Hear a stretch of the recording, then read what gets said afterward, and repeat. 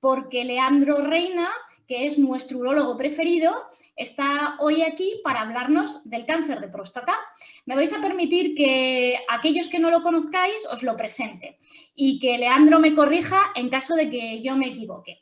Leandro Reina es doctor en medicina por la Universidad Católica de Murcia, donde precisamente realizó su tesis sobre el tema que vamos a tratar hoy, que es el cáncer de próstata. Pero además de todo esto, pues tiene un background profesional muy amplio. Es el secretario de la Sociedad Murciana de Urología, trabaja como urólogo especialista en urooncología y andrología en el Hospital Rafael Méndez de Lorca y también trabaja en el Hospital Virgen del Alcázar de Lorca, donde forma parte del Departamento de Urología y además también de la Unidad de Medicina Sexual, donde tienen un equipo multidisciplinar que se encarga de la salud sexual de los varones. ¿Es así, Leandro? Muy bien. Muchas gracias, Amaya, por la presentación. Bueno, y yo soy Amaya Jimeno, que soy internista y me dedico fundamentalmente a las enfermedades infecciosas, pero que tengo intereses en otras áreas de salud y invito a determinados profesionales especialistas para que nos ayuden a hablar de forma clara y sencilla de problemas de salud para que los podáis entender mejor. Como os decía, hoy vamos a hablar de una enfermedad muy especial que es el cáncer de próstata, porque no sé si sabéis que estamos en Movember y no me he equivocado, hablo de Movember, seguro que habéis oído hablar de este movimiento que surgió en Australia en el año 2003 por un par de amigos que una noche se juntaron para hablar de sus cosas y se dieron cuenta de que la salud masculina no tenía tanta presencia como lo era la femenina.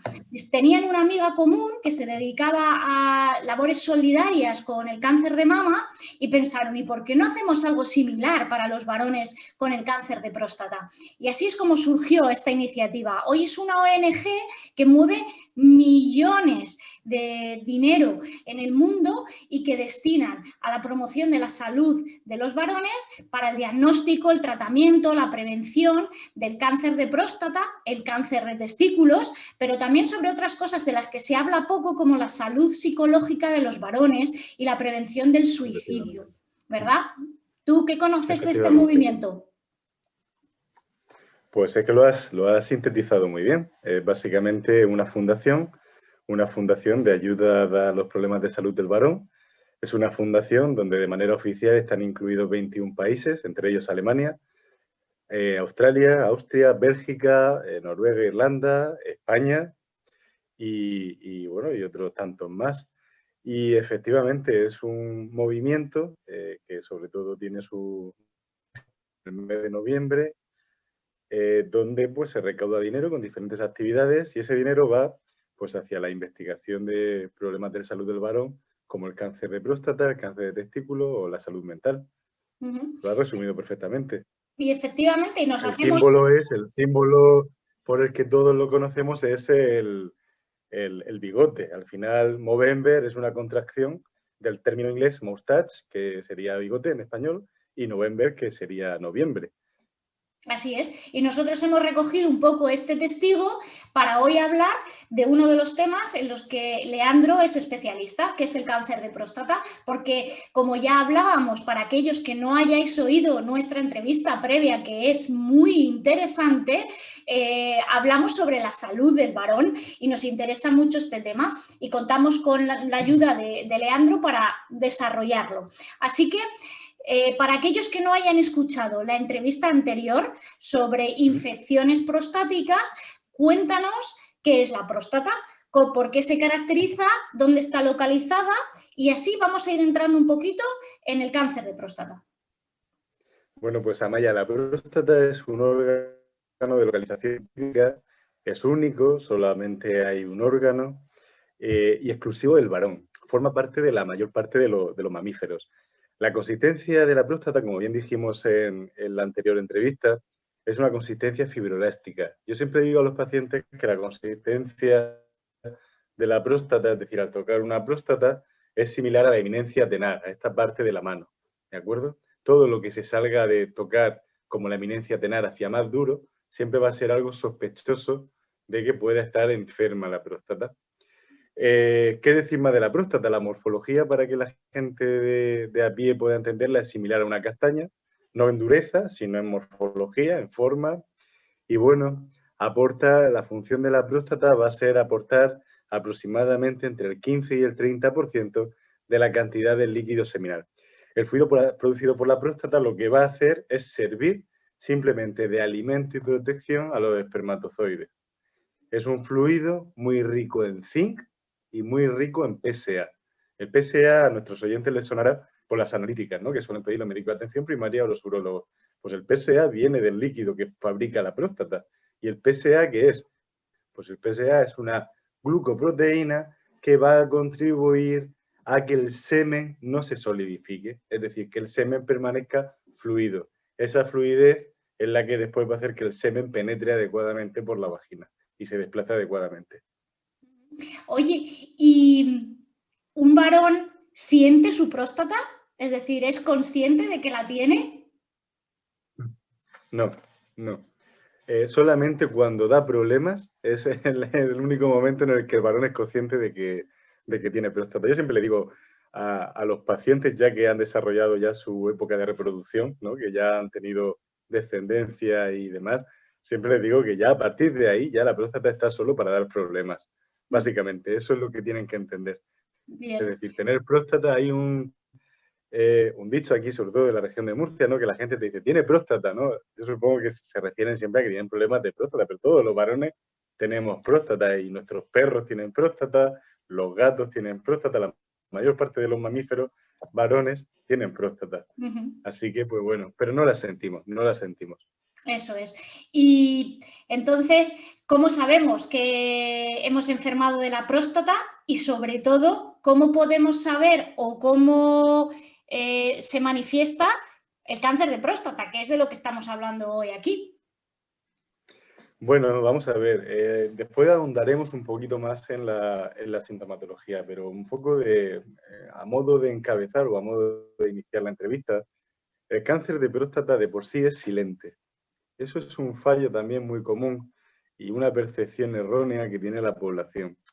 Tengo muchos pacientes que vienen a consulta que cualquier sintomatología miccional, cualquier momento de infección, que ya hablamos la otra vez, cualquier problema que pueda venir de su próstata, la asocia regularmente a lo que es el cáncer de próstata. Y es normal, al final, lógicamente uno sabe que, entiendo que está muy concienciado con los problemas de salud del varón, cosa que me parece muy positiva, y achacan eso a que puedan tener un cáncer. Para no alarmar a la población y para alentar también, en cierta manera, decirles que, bueno, que el estudio más importante o la fotografía más importante que hicimos en este país se hizo en 2010 con un estudio que fue un estudio epidemiológico de incidencia en cáncer de próstata, en el cual participé yo como investigador y en el que conocimos bien a nuestra población española que tenía cáncer de próstata. Es decir, le hicimos una fotografía y supimos muchos datos de cómo eran nuestros pacientes en nuestro territorio, en nuestro ámbito, que tenían cáncer de próstata. Y decir que solamente 1 de cada 3 pacientes presentaban sintomatología. Es decir, que la mayor parte de los pacientes no presentaban ningún tipo de sintomatología. Por eso le digo que no se asuste la gente, es decir, tienen que hablaremos más adelante de las revisiones, lógicamente, eso hay que seguirlo, pero que no se asusten si tuvieran algún episodio de infección urinaria, prostatitis o sintomatología urinaria, es decir, a la hora de orinar problemas, que no lo relacionen rápido con el cáncer de próstata, que es un error.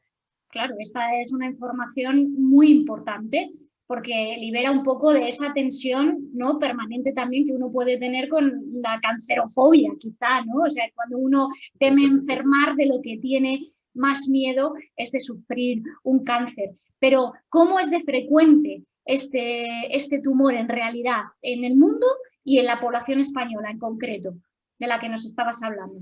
Bueno, pues vamos a ver, las cifras que tenemos la verdad que son vertiginosas. Es decir, actualmente es el tumor sólido más frecuente en varones en nuestro ámbito, en España.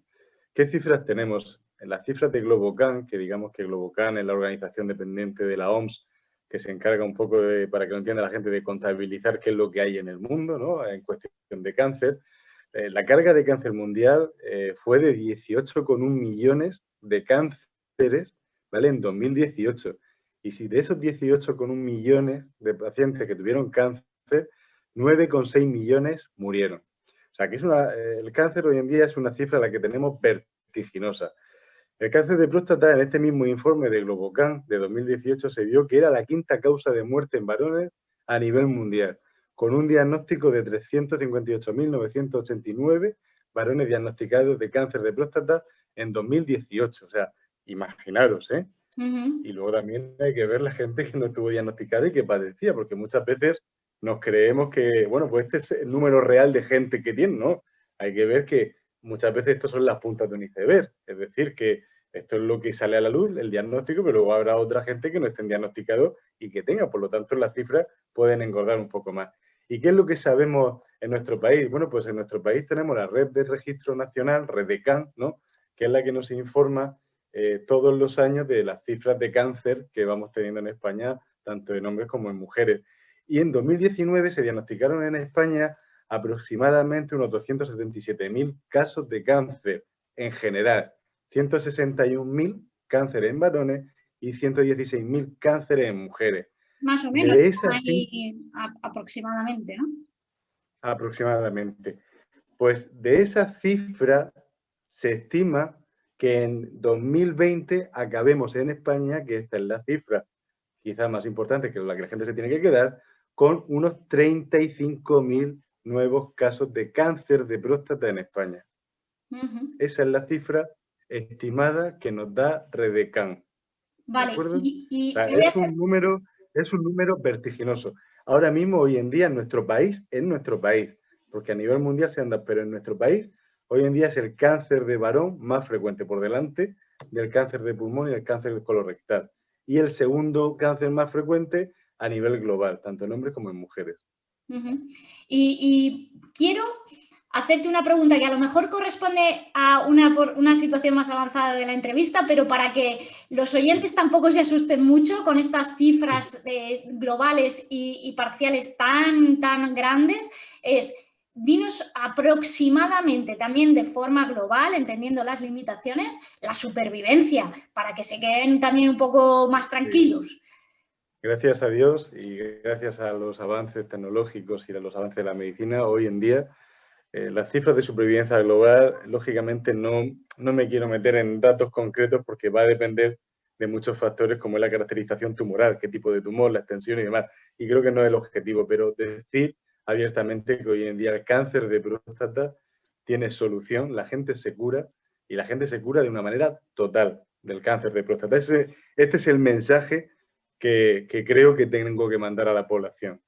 Es decir, hoy en día podemos decir que curamos el cáncer de próstata, solamente que tenemos una mejor disponibilidad de métodos diagnósticos, diagnosticamos mucho más y conocemos mucho más. Esto hace que las cifras sean muy abultadas, pero la gran mayoría de pacientes con cáncer de próstata se curan.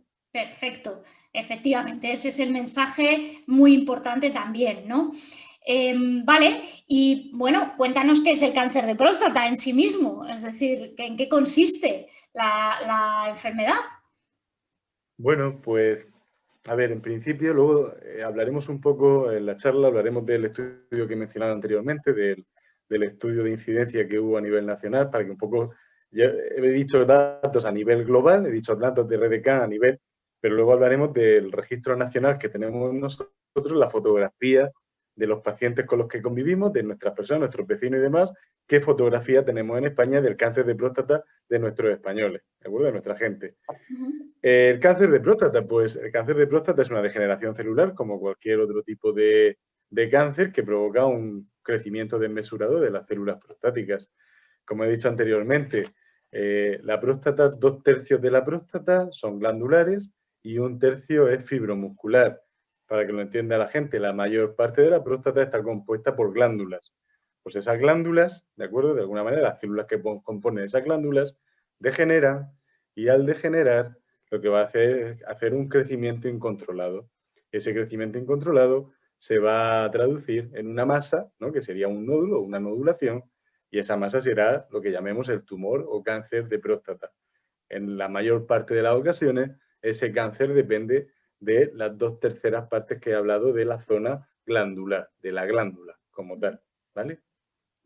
Pero sabemos que en otros muchos cánceres hay factores epigenéticos, ¿no? Hay algunos factores que influyen en el desarrollo de los tumores, de los cánceres.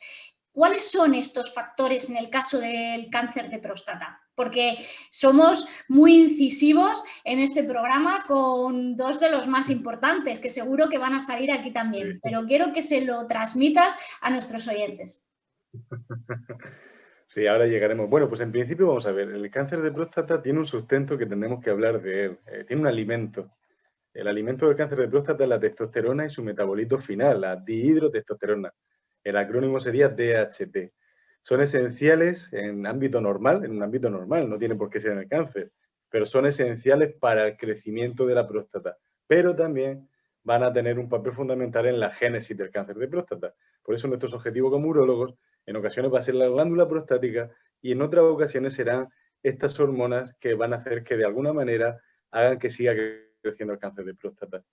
Eso creo que la gente es importante que tenga que saberlo, porque uno de los tratamientos, o muchos, no uno, sino tenemos tratamientos, independientemente de la cirugía y la radioterapia que hablaremos más adelante, que lo que hacen es suprimir el eje hormonal que va a permitir que exista la testosterona o la dihidrotestosterona, es decir, que en algunas etapas del cáncer nos dirigiremos, más que a la próstata, nos dirigiremos hacia estas hormonas para que el cáncer no siga creciendo. Entonces es importante que la gente asocie la testosterona y la dihidrotestosterona con el cáncer de próstata. Podemos Que no decir, crea la gente que tener... Sí, podemos decir dime, Amelia. como puede ocurrir a veces en la mama también, que es un tumor hormonodependiente. Exactamente, a eso me refiero.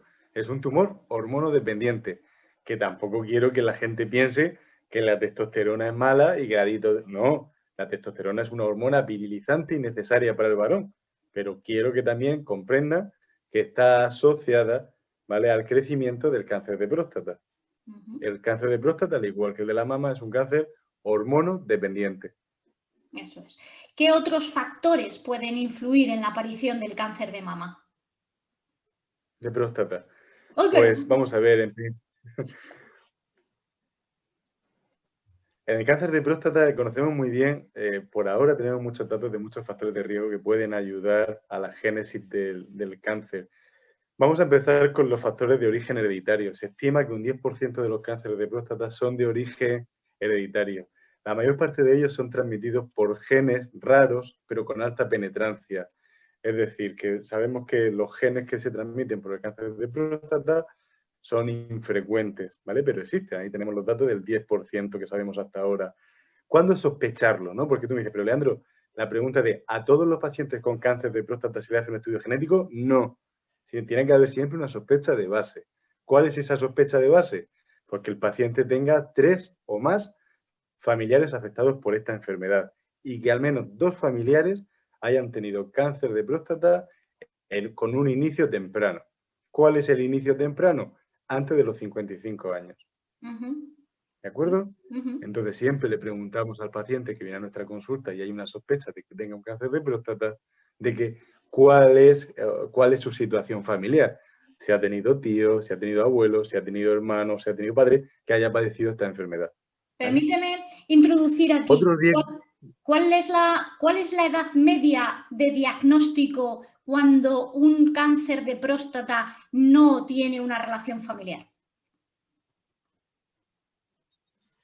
Pues mira, esa pregunta es muy interesante y esa pregunta te la voy a responder con el estudio de incidencia poblacional que hicimos en España en 2010.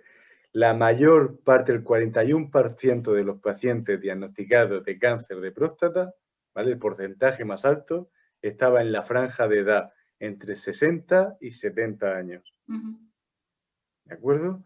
La media de edad fue de 64 años de diagnóstico. ¿Vale? Y un 14% solamente de los pacientes diagnosticados estaban por debajo de los 60 años.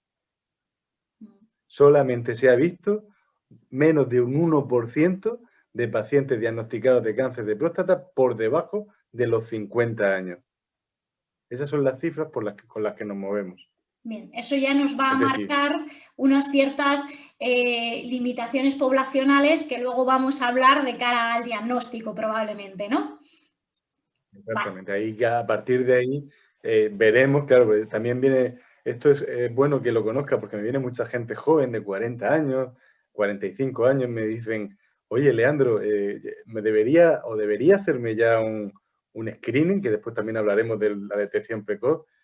Bueno, pues no debería, no estás dentro de la franja o pico de incidencia o de máximo diagnóstico, no deberías. Entonces ya la siguiente pregunta, ¿pero has tenido carga familiar? En medicina, cuando preguntamos, tú bien lo sabes, Amaya, por la carga familiar, o sea, si ha tenido familiares dentro de su núcleo que hayan padecido cáncer de próstata. Entonces, pues ahí ya tendríamos que individualizar la situación, pero por regla general, una persona de 40, 45 años, pues sin ningún tipo de factor de riesgo de los que estoy comentando, no tendría que temer o tener ningún miedo de momento al cáncer de próstata. Eso es. Así que ya tenemos dos tips muy importantes, ¿no? El primero, que la mayoría son asintomáticos y que por debajo de una determinada franja de edad, pues es altamente improbable que te esté pasando esto. Así que chicos, jóvenes, de adultos jóvenes, no os preocupéis en exceso por este problema porque es improbable que os esté afectando. Bueno, seguimos con los factores de riesgo, Leandro. Seguimos. Pues la raza sería un factor de riesgo. La raza negra se ha visto se ha visto que existen diferencias raciales en la expresión del receptor androgénico y que eso favorece al crecimiento de las células prostáticas. Esto va en perjuicio de la raza negra. Se ha visto que la raza negra tiene el receptor androgénico con una alteración que favorece de alguna manera que la testosterona favorezca el crecimiento de las células degeneradas, ya degeneradas. Entonces, eso es un riesgo, es un factor de riesgo que también lo tenemos en cuenta. Después iríamos nosotros, ¿de acuerdo? Y después iría la raza asiática, ¿vale? Que sería la última, ¿de acuerdo? En cuanto a riesgo. ¿Es posible que existan otros factores diferentes de los no modificables, de los que hemos hablado, como la edad, bueno, por supuesto el sexo, evidentemente, y la raza, que determinen la frecuencia de aparición de los tumores? Porque ahora, precisamente, comentas el tema de los asiáticos, pero claro, en las cuestiones de los asiáticos es que hay otros factores ambientales muy importantes en torno a su modus vivendi, ¿no? A su forma de vida, a cómo ellos se alimentan, a cómo ellos consumen o no determinadas sustancias y pueden interferir también en esta situación. Así que háblanos un poco acerca de esto.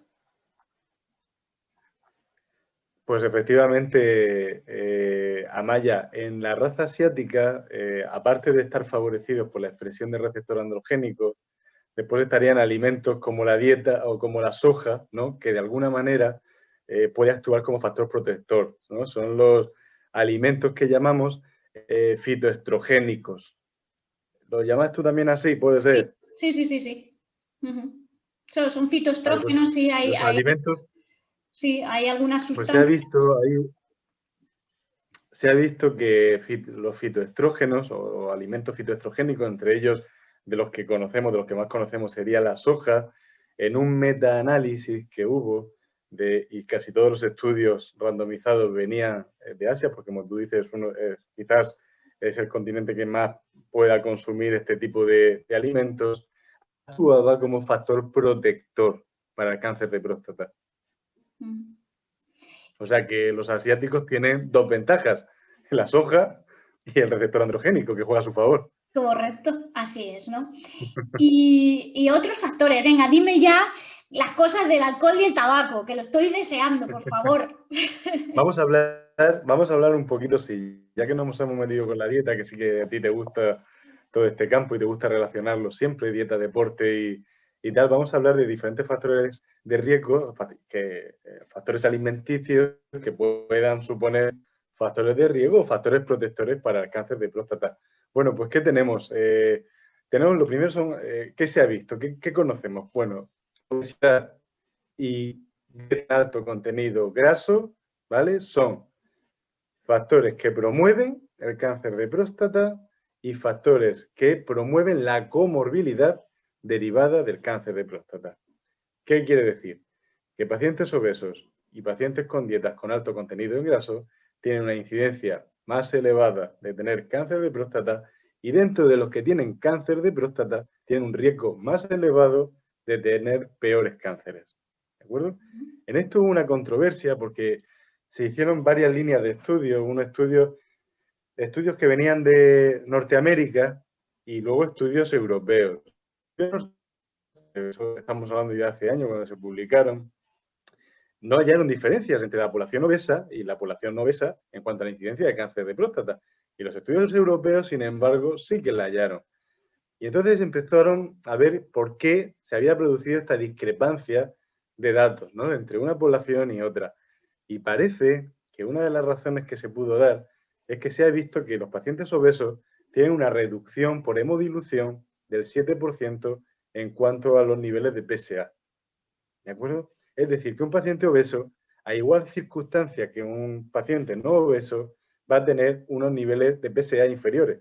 Lo cual esa situación al urólogo nos puede perder en cierta manera, porque si tiene unos niveles de PSA inferiores, puede ser que ese paciente no sea sospechoso para nosotros a la hora de poder diagnosticarlo de un cáncer de próstata. Y esa fue la controversia que se halló.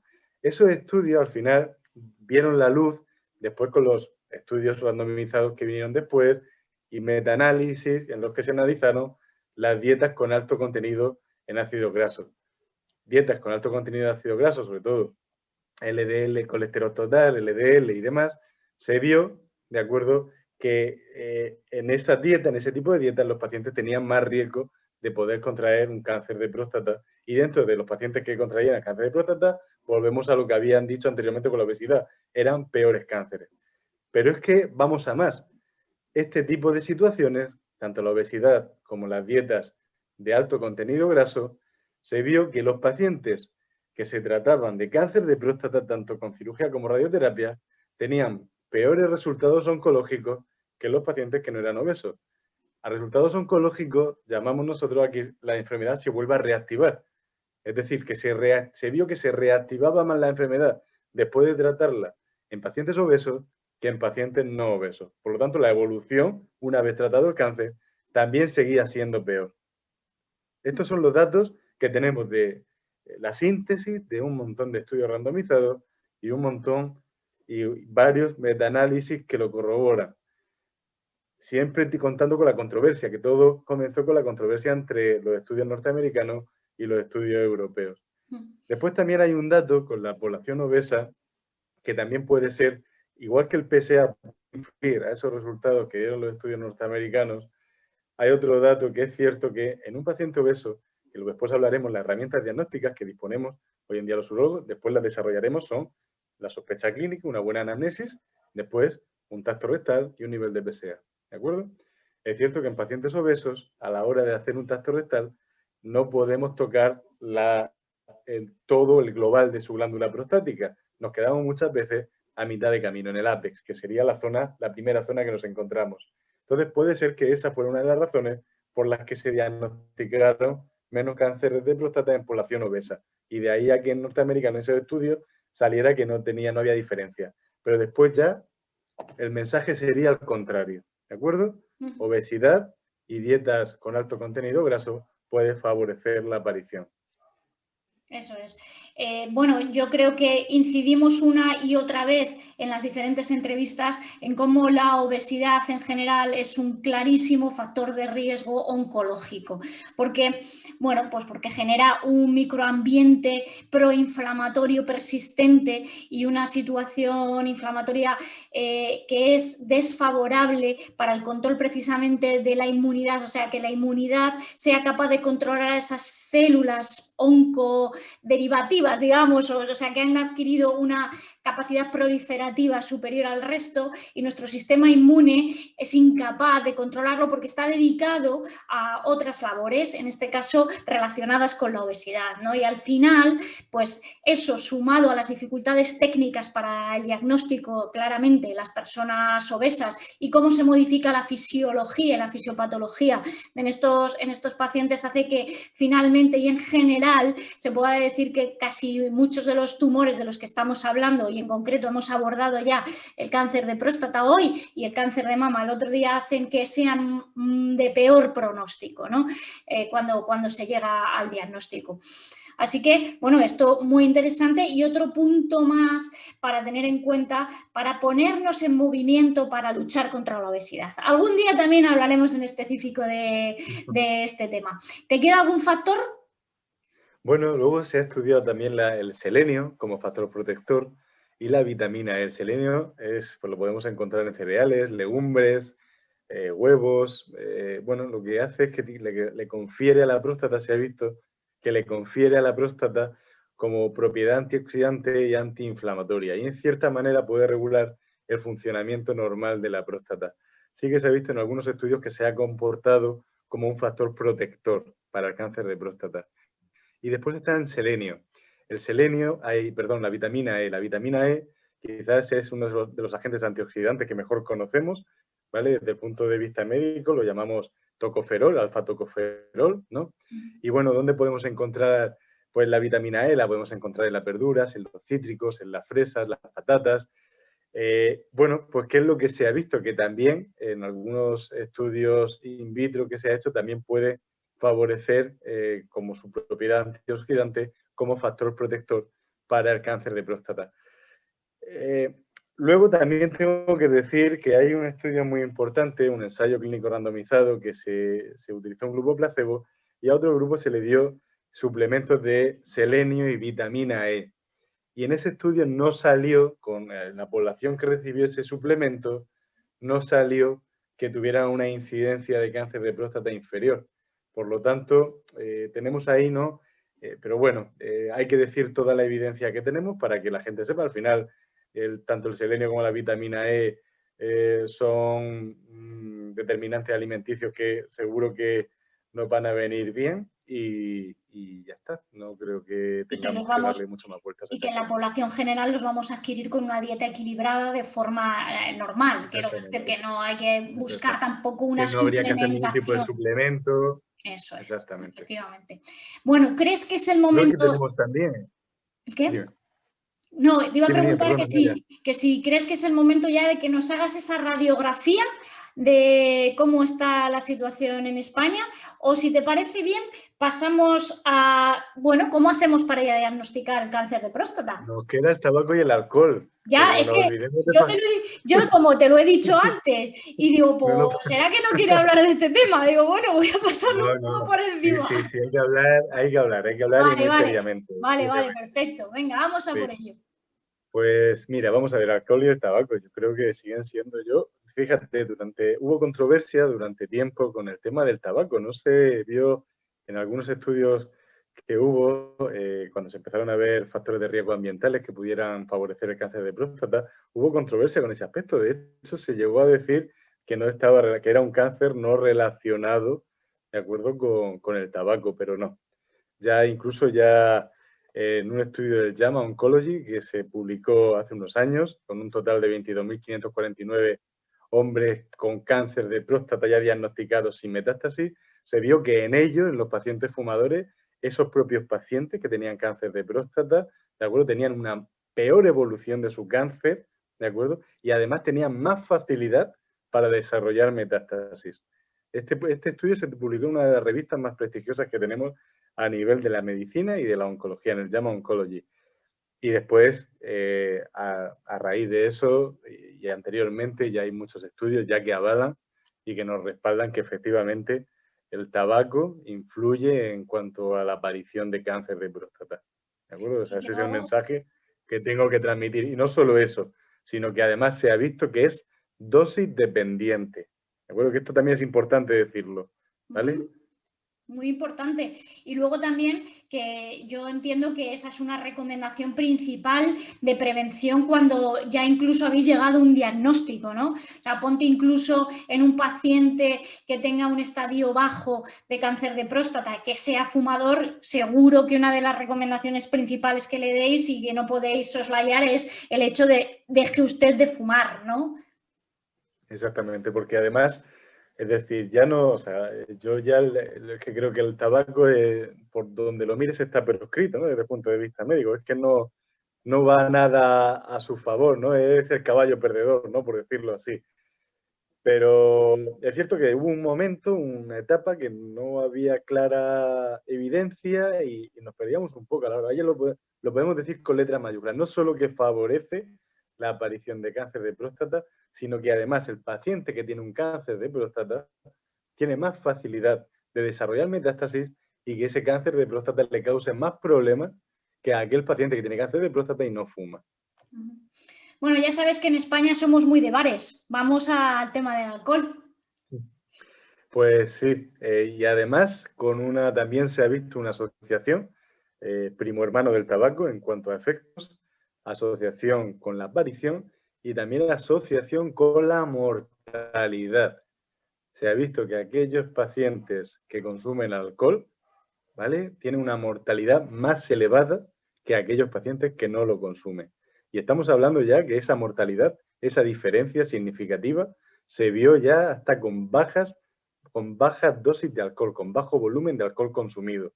Bajo volumen de alcohol consumido, estamos hablando entre 1,3 gramos y menos de 24 gramos por día. Pues fíjate, para que los oyentes se hagan una idea, porque es que, claro, yo parezco Elliot Ness, lo digo siempre, ¿no? Soy de la Liga Antivicio y siempre estoy con el tole-tole del alcohol y del tabaco, pero es que es así. Vamos a ver, una cervecita pues está en torno a ese número de gramos de alcohol, con lo cual, pues, estamos hablando de cantidades que uno consideraría como normal. Aquellos que nos estéis viendo veréis entrecomillado, pero obviamente no lo son, porque la cantidad de alcohol tolerable es 0. A ver si nos entra ya en la cabeza de una vez. Sí, totalmente de acuerdo, Maya. Suscribo todo lo que estás diciendo. Así es. Vale. Venga, Leandro, dirige tú la Bien, entrevista. ¿A qué vamos ahora?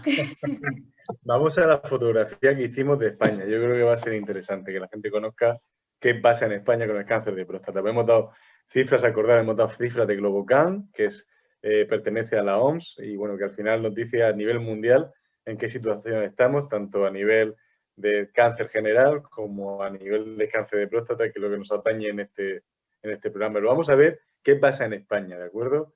Pues vamos a ver, en este estudio que se hizo, el estudio de incidencia, que vuelvo a repetir, que además lo conozco muy bien porque participé de investigador, se realizó en 2010, participamos 25 hospitales de toda España, entre ellos participó Murcia también, cosa que también nos enorgullece.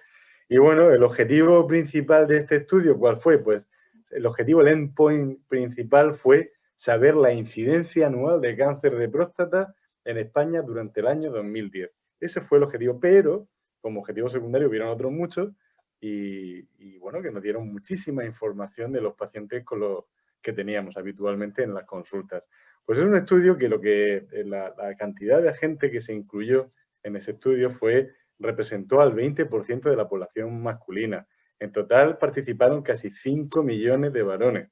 Wow. Pero de esos 5 millones se seleccionaron a la población que tenía cáncer de próstata, de esos 5 millones que se estudiaron. Y entonces, al final, el análisis se hizo sobre 4.087 pacientes, ¿de acuerdo? Ya diagnosticados de cáncer de próstata. Bueno, pues vuelvo a repetir un poquito los datos más importantes que obtuvimos. Los datos más importantes es que un 41% de los pacientes diagnosticados estaban en el grupo o en la franja de edad entre 60 y 70 años, ¿vale? Como hemos dicho anteriormente. Un 14% de los pacientes diagnosticados estudiados estaban por debajo de los 60 y un porcentaje mucho menor por debajo de los 50, entre menos del 1%. Es decir, que la gente joven, tranquilo, si tenemos una infección urinaria, si tenemos una molestia en la zona pélvica que nos creemos que es nuestra próstata, tranquila, que los datos de incidencia, los datos de aparición de cáncer van a nuestro favor, que la gente joven, ¿de acuerdo? Por eso estas cifras las quiero resaltar. Después que tuvimos, bueno, pues la sintomatología. A mí me resulta especialmente importante lo de la sintomatología, pero para quitarle yo creo que mi misión o una de mis misiones es tranquilizar a la población. Yo creo que un médico tiene que tranquilizar, no tiene que alarmar nunca. O sea, ¿qué diría? ¿Cuál sería el mensaje que le transmitiría yo a esa población masculina? Que es que el cáncer de próstata la gran mayoría de veces es asintomático. ¿Por qué digo esto? Porque el paciente, yo entiendo muchas veces el devenir de estas situaciones. El paciente está en casa con su familia y de repente pasa unos días fatal con fiebre, le duele la zona pélvica y es un diagnóstico de una prostatitis que le diagnostican en urgencias o su médico de cada familia, pero le dan cita para el urólogo y desgraciadamente las listas de espera hacen que al urólogo lo tenga que ver más tarde que pronto. Y ese paciente tiene una ansiedad en casa pensando que pueda tener algo malo. Tranquilo. No, se vio, en este estudio vimos que solamente 1 de cada 3 pacientes con cáncer de próstata presentaba sintomatología. Lo normal es que usted tenga una infección urinaria o una sintomatología urinaria a consecuencia del crecimiento prostático, pero no un cáncer de próstata, no nos vayamos a lo peor. No obstante, no quiere decir que el urólogo lo tenga que ver y examinarlo y de una manera específica que después comentaremos en el apartado de diagnóstico. Y después otra cosa que me gustaría también comentar. El crecimiento prostático no tiene que ver nada con el cáncer de próstata. Es decir, el cáncer de próstata, yo puedo tener una próstata la más pequeña del mundo y tener un cáncer de próstata de los peores que existen. Entonces, hay también una creencia popular que es que tengo la próstata grande, a ver si voy a tener cáncer de próstata. No, la próstata nos crece a los varones. Lo dijimos la otra vez. Es un órgano, lo hemos dicho al principio del programa, es un órgano hormonodependiente. Los varones seguimos teniendo testosterona durante toda la vida, aunque a partir de cierta edad tenemos los niveles un poquito más bajos. Y esa hormona se va a ver influenciada, esa glándula se va a ver influenciada por la testosterona y va a hacer que poco a poco vaya creciendo, ¿vale? Que es lo que llamamos nosotros la hiperplasia benigna de próstata, ¿vale? Pero también hay que decir a la gente que no por tener la glándula prostática grande significa que tengan un problema. Esa glándula prostática grande será un problema cuando al paciente le cause un problema, valga la redundancia.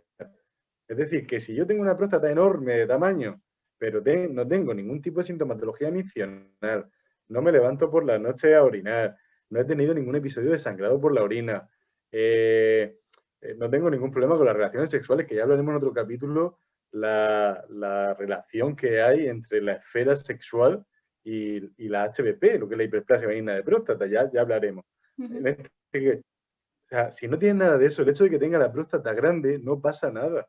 Forma parte de nuestra historia natural, forma parte de nuestra vida como varones. Entonces, estaros tranquilos, en ese aspecto, estaros tranquilos.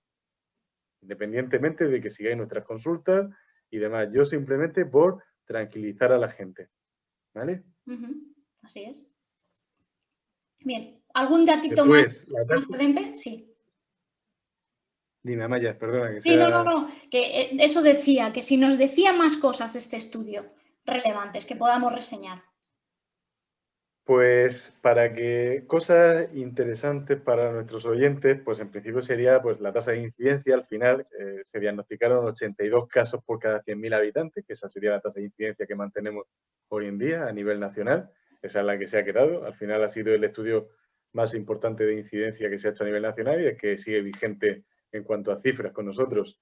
Y yo creo que de lo que he dicho ya anteriormente, para mí sería un poco el resumen más interesante a pie de calle, ¿no? Para quedarnos con él.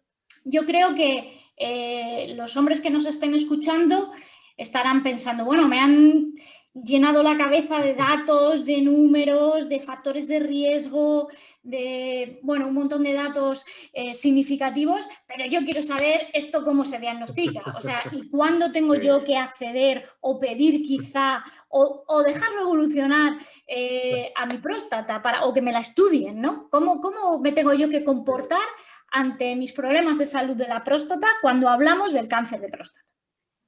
Bueno, vamos a ver, este tema, a mí me gustaría empezar, Amaya, por este tema un poquito controvertido y sé que, bueno, que si me escucha algún compañero, pues bueno, podría haber cierta discusión. Lo primero es saber si la pregunta es, ¿tenemos que diagnosticar el cáncer de próstata? O sea, que esa sería la primera pregunta, ¿no? La gente dirá, coño, ¿qué está diciendo este loco, no? Pero sí, esto lleva décadas y décadas en discusión y lleva en discusiones que, bueno, han tenido que intervenir las autoridades sanitarias tanto a nivel europeo como a nivel americano. Voy a explicarlo muy rápido, es decir, hoy en día, y eso creo que Amaya está conmigo, hoy en día la medicina que realmente de éxito hoy en día es la medicina de prevención. que sería la medicina de éxito totalmente. Ujú. Después de la medicina de prevención, para mí la otra medicina después en orden de éxito sería la de detección precoz, ¿no? Adelantarnos a algo. Ujú. ¿Por qué tenemos las cifras en el cáncer de la fotografía que hicimos de 2010? ¿Por qué tenemos esas cifras de que, coño, la gente dirá, joder, un cáncer de próstata, como dicen los pacientes, pero ¿cómo me diagnostico un cáncer de próstata? Si no me duele nada, si estoy fenomenal. Claro, eso lo he dicho, pues ese es el éxito de la medicina. El éxito de la medicina es detectar de manera precoz algo antes de que a usted le cause un problema, que Ujú. sería, para mí es un éxito eso ya. ¿Por qué? Porque me puedo adelantar al cáncer, me puedo adelantar a los movimientos del cáncer. Es como una partida de ajedrez. Me puedo adelantar a la evolución. Podemos pensar tranquilamente qué es lo que a usted le va a venir mejor. Entonces, para mí el éxito es diagnosticarle a usted el cáncer cuando usted no tenga absolutamente ningún síntoma. Bueno, pues esto tan sencillo que digo, esto ha estado durante muchísimas décadas no, pero por lo menos 2 décadas, ha estado en controversia. Esto se llama screening poblacional, ¿no? Es decir, un screening poblacional. Para que la gente no entienda, el screening es un término anglosajón que significa detección de manera más precoz posible, antes de que nos demos cuenta nosotros. Esto empezó en Estados Unidos con un gran estudio que se hizo, que se llamó, la sigla era PLO, ¿no? Bueno, al final fue un gran estudio de cribado que se hizo en Estados Unidos, que era el Prostate Lung Colorectal and Ovarian Screening Trial, y se publicó en 2012. Ahí, en lo que respecta a la próstata, al mito de la próstata, cogieron un grupo de pacientes que se hizo un cribaje, un screening anual, todos los años, un screening que consistía en una exploración física y en un análisis de PSA, y otro sector de la población que no se hizo ningún screening. Y entonces se vio si había diferencias de mortalidad en las dos poblaciones. Ujú. Ese estudio fue el que causó la gran controversia, porque salió que no había ninguna diferencia. Entonces, claro, de ahí se cogió, pues bueno, pues luego, como hemos hablado anteriormente, ¿no? La Task Force ya dijo que no había que hacer screening, con el peso que tiene este tipo de guías de manejo, pues imagínate la repercusión que tuvo eso, ¿no? Claro, ya al resto de Europa nos llegó ese estudio como, bueno, ¿qué decían al final? Como no hay diferencia, uno solamente tiene que hacerse un screening, es decir, un método de diagnóstico cuando realmente tenga síntomas derivados de cáncer de próstata, ¿vale? Vale. ¿Qué pasó? ¿Qué pasó con ese estudio? Después de ese estudio se desmenuzó de alguna manera y se vio que muchos pacientes del grupo que no se habían hecho screening, ¿vale? Se le hizo un screening ocasional.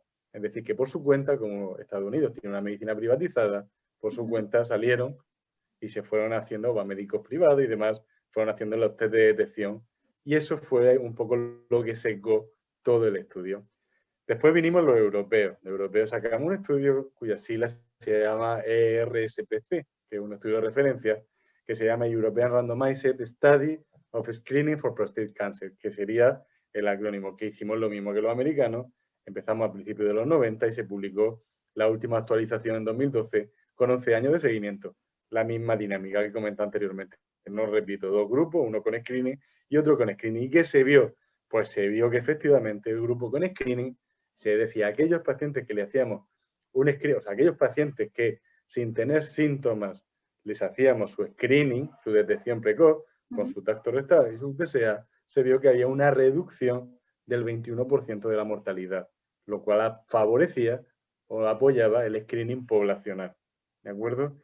¿Qué se sacó también? Se sacó que para que teníamos que hacer un cribado de 781 personas para poder evitar una muerte. Bueno, pues son cifras abultadas, pero efectivamente se vio que al final el screening poblacional tenía un sentido. Y entonces cuando me pregunta la gente, bueno, ¿y el screening poblacional qué significa? ¿Qué es lo que hacéis? ¿No? ¿Qué haces tú como, pues al final que me esté escuchando dirá, bueno, ya, pero ¿tú qué haces? Bueno, Eso. pues screening poblacional es que usted si es mayor de 50 años, a partir de los 50 años, si viene a mi consulta, yo le ofreceré, ¿vale? Hacerle un análisis de PSA, aunque usted me diga que está fenomenal, ¿vale? Porque otra cosa es que me diga ya que tiene síntomas o que tiene algún episodio de sangrado, que eso ya serían pacientes sintomáticos, que en eso hay que hacerlo sí o sí. La duda estaba en aquellos que están perfectos. Un varón de 51 años que está perfecto. En esos pacientes estaría la duda, como sería mi padre, por ejemplo, que además el otro día también le hice un screening poblacional. Varón con esa edad, que no tiene ningún tipo de sintomatología y demás. Entonces yo le ofrezco a ese paciente el hacerle un tacto rectal y un análisis de PSA. Anamnesis muy importante, una exploración física de todo el cuerpo muy importante, pero para que lo entienda la gente, ese screening se va a componer de un tacto rectal, que es importantísimo, y un análisis general, pero con una determinación de PSA, que vuelvo a repetir anteriormente, el PSA es una glucoproteína que forma parte del líquido que produce la próstata y lo que hace simplemente es que licuar el semen. Muy importante para la población. El PSA no es cáncer dependiente, que tampoco me vengan a la consulta y me dicen y me digan que tienen PSA. Todos los PSA. PSA altísimo, lo hablamos el otro día en el capítulo de la prostatitis. Puedo haber montado en moto, puedo haber montado en bicicleta, puedo haber, y al día siguiente, a los 2 días, hacerme un análisis de PSA y salir elevado. No pasa nada. No es que tengas un cáncer, habrá que ver, tendremos que ver, el urólogo tendrá que personalizar esa cinética de PSA hacia dónde va. Hay que analizar otros factores, pero no vengan con que tengo un PSA alterado, tengo cáncer. El PSA no es cáncer dependiente, pero sí que es una herramienta que nos ayuda a diferenciar a aquellos pacientes que puedan tener un problema de los que no. Y después el tacto rectal. El tacto rectal es importantísimo. Es decir, yo siempre le digo a la gente al final, hombre, yo suelo ser una persona que cree un clima muy afable y muy campechano en la consulta. Entonces, el tacto rectal es importantísimo, incluso más que el PSA. Muchos pacientes se nos van a escapar. Si no les hacemos un tacto rectal, muchos pacientes se nos van a escapar del diagnóstico de cáncer de próstata a pesar de que tenga un PSA normal, porque vuelvo a repetir lo anterior. Puedo tener un PSA normal y tener un cáncer de próstata porque no es cáncer dependiente. Entonces, ¿en qué consiste el tacto rectal? Pues meter el dedo por el culete, básicamente. Metemos el dedo por el culete, a ser posible lo más fino posible, de dedo, y bueno, lo que hacemos es tocar la próstata. La próstata suele estar a una distancia entre 4 y 5 centímetros del ano, ¿vale? ¿Qué es lo que vemos? ¿Por qué hacemos tactos rectales? Cuando nosotros hacemos un tacto rectal, ¿podemos tocar toda la próstata? No, no. Tocamos solamente la parte periférica, esta parte. Pero es que se ha visto que el 70% de los cánceres de próstata están en la parte periférica. Entonces se ha visto que si el paciente tiene un cáncer de próstata que abombe hacia afuera o que produzca una induración, puede ser que con el PSA no lo veamos, pero con el tacto rectal sí que lo lleguemos a tocar. Pero también información para la gente, con el tacto rectal no tocamos toda la próstata, solo tocamos la parte, digamos, tocamos si es una nuez, la corteza de la nuez. Pero da la casualidad de que ahí se deposita la gran mayoría de cánceres de próstata.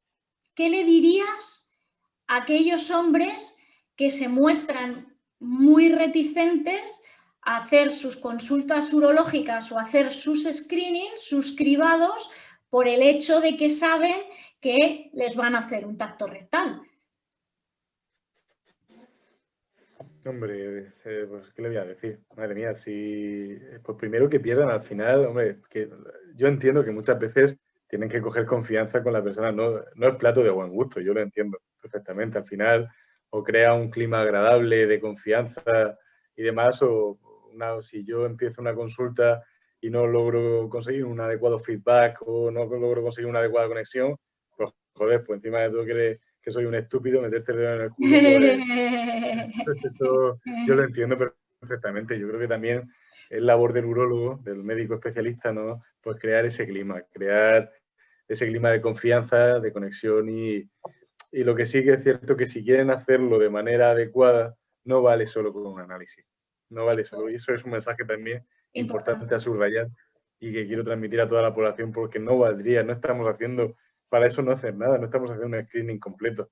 Importantísimo, ¿no? Porque, como tú bien dices, hay muchas herramientas para acceder a determinaciones de PSA por lo privado, ¿no? Y hay muchos varones haciéndose determinaciones sin ton ni son, incluso cada 6 meses, en determinadas edades, pero que jamás nadie les ha hecho un tacto rectal. Yo tenía mi mentor, que fue la persona que me instruyó en la medicina en mis años jóvenes, que decía siempre esta frase, ¿no? Dice, si no metes el dedo, meterás la pata. Sí, y es así, Es decir, a veces la reticencia proviene del paciente, pero desgraciadamente también en otras ocasiones proviene del médico, ¿no? Es cierto, totalmente. Luego me gustaría también destacar, si me permites, una cosa, Maya, y es Claro. el tema de la ecografía. Te piden muchas veces en consulta, o sea, a la gente hoy en día eso también, hemos también derivado a una medicina digital completamente, no digital de dedo, sino digital en lo tecnológico, la redundancia de... Hemos derivado a una medicina digital y no, a ver, una ecografía no nos va a aportar un diagnóstico de cáncer de próstata. Por suerte o por desgracia, la mayor parte de cánceres de próstata no se ven ecográficamente. Sí que es cierto una cosa, sí que es cierto que en ocasiones los urólogos, o por lo menos los urólogos que nos dedicamos un poquito más específicamente a este campo, nos podemos apoyar en herramientas como es la resonancia magnética, con un estudio multiparamétrico, que lo que hace es detectar zonas calientes de la próstata, zonas posiblemente sospechosas, y que nos pueda ayudar, ¿vale?, a hacer o a la hora de tomar una biopsia de próstata, a saber dónde podemos dirigir. Pero tampoco es el mensaje de tengo el PSA alto, me hago una resonancia. Una resonancia la tiene que prescribir un urólogo cualificado y a sabiendas de por qué la prescribe, ¿vale? Porque no tampoco los radiólogos que interpretan la resonancia magnética también son radiólogos que están especializados en ese área concretamente. Entonces, ecografía, pues viene bien, nos viene bien a los urólogos para hacer una estimación del volumen de la próstata, porque es cierto que ecográficamente pues podemos ver las características del parénquima, si hay calcificaciones, si hay una impronta del óvulo medio hacia la vejiga, y una cosa que nos importa mucho, que es el tamaño de la próstata. Con la ecografía lo podemos ver, pero no vamos a diferenciar, o de manera muy difícil, vamos a diferenciar un cáncer de próstata. Y después, otro mensaje que quiero transmitir a la población y que quiero quitarle también la ansiedad o el miedo, sobre todo si están pendientes de hacerse una, y es la biopsia de próstata. No diagnosticamos cánceres de próstata ni con el dedo ni con el PSA. Ahí lo que hacemos es infundarnos una alta sospecha. El diagnóstico lo hacemos con una biopsia de próstata, ¿vale? Es decir, una biopsia de próstata es un procedimiento, se puede hacer de dos maneras, a nivel transperineal o a nivel transrectal. A nivel transrectal es la forma más habitual, la que solemos hacer. Metemos un aparatito, ¿vale?, que es un traductor ecográfico transrectal, y lo que hacemos es ver la próstata, pero más cerquita. Las ecografías que solemos hacer en consulta son abdominales y con el ecógrafo con el traductor rectal lo que hacemos es ver la próstata más cercana y la vemos mucho mejor. Y a través de ahí, poniendo un poquito, se puede hacer de diferentes maneras. Hay servicios que las hacen en ámbito en quirófano, con una sedación. Hay otros servicios que la hacen en ámbito ambulatorio. En ámbito ambulatorio, yo estoy muy cualificado en hacerlo en ámbito ambulatorio. Lo que hago, evito un quirófano, evito que el paciente pase por una peranestesia previamente, evito un proceso, y lo que hago es localizar alrededor de la próstata las zonas por donde discurren los nervios que van a inervar toda la próstata y le infiltro anestésico local. Entonces es un procedimiento que una vez que le infiltro anestésico local, espero 5 minutitos a que haga efecto y el paciente ya puedo tomarle sus biopsias de la próstata en las zonas que yo considere o mediante la planificación que yo haya considerado, y el paciente yo, por lo menos, hombre, lógicamente hay pacientes que no toleran el procedimiento. A esos pacientes que no toleran el procedimiento, pues lógicamente se corta. Yo siempre digo al paciente, no se preocupe, yo no le voy a hacerlo pasar mal en la biopsia. Si usted no lo tolera desde el principio, suspendemos el procedimiento y lo hacemos en quirófano. Ya está. Pero mal no lo va a pasar, lo digo para que la gente pierda el miedo a la biopsia. No permitimos, por lo menos en el servicio, en mi servicio en Lorca, no permitimos que un paciente lo pase mal. Le hacemos su biopsia y si no la tolera, suspendemos el procedimiento y le indicamos en quirófano. Otros servicios habrán que directamente la indiquen en quirófano. Perfecto, lo importante es hacérsela al paciente. Y ya pues el paciente se va a casa ese mismo día con unas indicaciones que le damos, unas advertencias y bien. Pero es la única manera de poder diagnosticar el cáncer de próstata. Con lo anterior, con las herramientas anteriores de consulta, lo que hacemos es infundarnos una sospecha. ¿Vale? Sí, perfecto. ¿Y qué pasa cuando después de esa biopsia obtenemos un diagnóstico firme de cáncer de próstata y vosotros, bueno, pues ya habéis planificado el mejor abordaje? ¿Nos puedes contar un poquito cuáles son estos abordajes que tenéis para el tratamiento del cáncer de próstata y cómo a lo mejor esto ha ido cambiando a lo largo de los últimos años o de las últimas décadas para ser ahora pues cada vez más precisos y por supuesto tener menos eventos adversos derivados de pues cirugías de amputación o de, bueno, cosas de gran tamaño, digamos, ¿no? De gran impacto en el paciente. Sí. Bueno, pues sobre todo lo que la mayor parte de cánceres, volviendo anteriormente, la mayor parte de cánceres, como hemos dicho, lo diagnosticamos con una detección precoz y lo diagnosticamos en un estadio localizado, que llamamos. El estadio localizado es que el cáncer se queda localizado en la próstata, por lo tanto tenemos muchas oportunidades de poder hacer un buen tratamiento. Y es cierto que hoy en día disponemos de una gama o de una amplia gama de tratamientos para poder solucionarle el problema al paciente. Y después el mensaje que volvemos a repetir y a subrayar con fosforito es que la gente, la mayor parte de la gente, se cura del cáncer de próstata y tienen una buena calidad de vida. Pues los tratamientos que disponemos, tenemos cirugías de diferentes tipos, tenemos cirugía abierta para quitar la próstata, cirugía laparoscópica, que son unos aparatos que manejamos desde fuera para intentar introducir esos aparatos dentro del cuerpo y quitar la próstata, que es lo que llamamos hoy en día cirugía mínimamente invasiva. Después está la cirugía robótica. Después tenemos también radioterapia, ¿vale? Que es mediante un foco un foco de energía externa, se incide en la próstata y entonces lo que hace es quemar la zona mala. Después también hay braquiterapia, que mediante unas semillitas aplicadas en la próstata, lo que se hace es quemar diferentes partes de la próstata. Después también tenemos terapia focal, que hoy en día muy pocos sitios del Sistema Nacional de Salud pueden contar con ella, pero que tiene ya un presente en muchos sitios a nivel europeo, en Inglaterra, Francia, se está haciendo mucho uso de la terapia focal y en Estados Unidos, cada uno con diferentes técnicas. En Europa se utiliza un poquito más el HIFU como energía y en Estados Unidos la crioablación, pero bueno, terapia focal sería la modalidad de tratamiento y bueno, lo que consiste es en determinar exactamente el punto de cáncer y tratar solamente ese punto. Hay diferentes modalidades, no quiero ahondar mucho más porque claro, esto no consiste en que vaya el paciente y le diga a su uróloga o su uróloga quiero un HIFU o quiero una terapia focal o quiero, a mí dame robótica. También hay que ver el medio en el que esté, la disponibilidad de los diferentes y sobre todo yo siempre lo que digo, confiar en el urólogo que le esté tratando para que elija lo mejor para él y con la máxima evidencia respaldada. Y luego también va a determinar mucho, por eso he querido decir que esto no es una medicina a ser, yo quiero esto y quiero lo otro, va a determinar el tipo de cáncer que tenga, el tipo de cáncer, la localización, la edad del paciente, su situación general. Es decir, son muchos factores con los que contamos a la hora de ver cuál es el tratamiento que mejor le pueda venir. Claro, pero lo importante quizá aquí sea decirles que hoy en día disponemos de un gran número de herramientas para poderles ayudar con este problema, ¿no? Y que es difícil, bueno, es difícil, puede suceder, por supuesto, ¿no? Pero que la mayoría de las veces vamos a encontrar un abordaje individualizado que le permita obtener no solamente un buen resultado, sino también una buena calidad de vida, ¿no? Luego también otro mensaje, porque si no sabe, bueno, dentro de nuestros oyentes, si a lo mejor hay alguien que pueda decirme, oye, Leandro, pues joder, a mi abuelo o a mi padre le han dado otra cosa de nada de lo que has dicho, de lo que hemos hablado antes, ¿no? Que hay tratamientos que lo que hacen es suprimir el eje hormonal que va a producir la testosterona. Son otro tipo de focalizar, otro tipo de método de tratamiento, focalizándonos ya no tanto en la glándula prostática, sino en la producción de esas hormonas que pueden alimentar. Eso, el que me esté escuchando, también forma parte del ámbito terapéutico, de la galería terapéutica que disponemos también.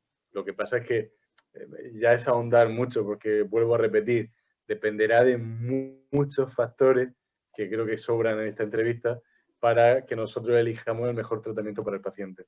Vale. Haznos de embajador y un resumen de 4 líneas, 5, sobre todo lo que hemos hablado hoy del cáncer de próstata y, si quieres, de algo que se te haya podido quedar en el tintero. Bueno, pues un mejor resumen de próstata de todo lo que hemos hablado. Bueno, pues creo que decir a la gente lo primero, que hay una esperanza, una muy buena esperanza con el cáncer de próstata, que no se le venga el mundo abajo a nadie, que el cáncer de próstata hoy lo curamos, ¿de acuerdo?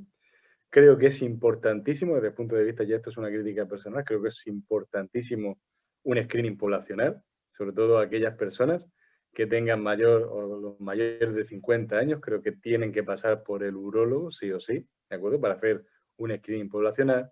Y después, pues aquellos pacientes por encima de 45 años, pero que tengan historia familiar de cáncer de próstata, ¿de acuerdo?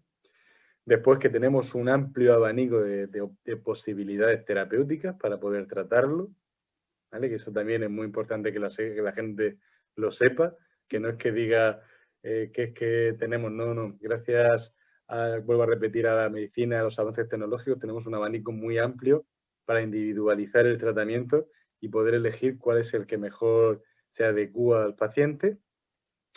Después otro mensaje, que los varones pierdan el miedo a ir a la consulta por el tacto rectal. El tacto rectal no deja de ser un gesto que dura 15 segundos, no más, y es un gesto de una consulta mucho más amplia, una consulta interesante desde el punto de vista del varón, porque también en esa consulta abordamos cuestiones sexuales, que también le puede venir bien al paciente, y bueno, sobre todo eso, que pierdan el miedo.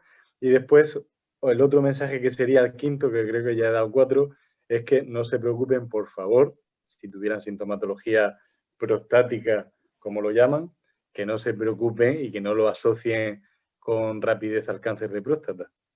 Y yo voy a dar el sexto o el séptimo, que es que todo esto que nos ha contado el doctor Leandro Reina se puede prevenir.